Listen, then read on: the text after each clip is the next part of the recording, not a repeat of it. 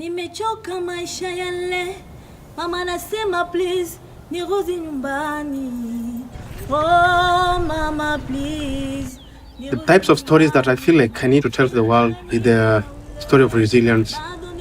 We are here, we have stories, we are living the life that people are waiting to see.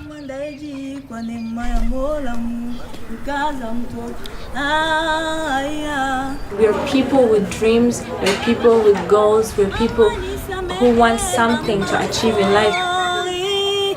I'm sorry, Mama, I'm sorry. I'm sorry. When we came here, we are the same. Every culture we accept. We are trying our best to make it a whole.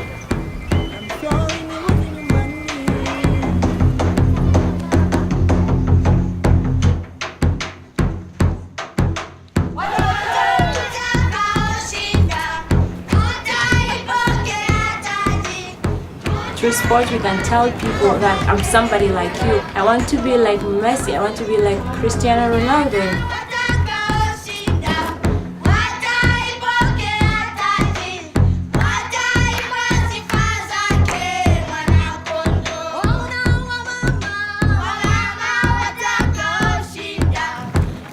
When we come in sports, I can play with the Somalis, the Sudanese, the Burundians, Rwandans, Ethiopians, because we are together.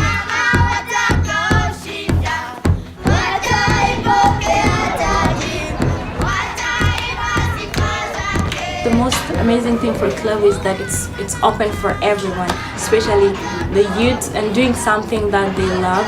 And the community have so much hope in the Klabu that it will change lives.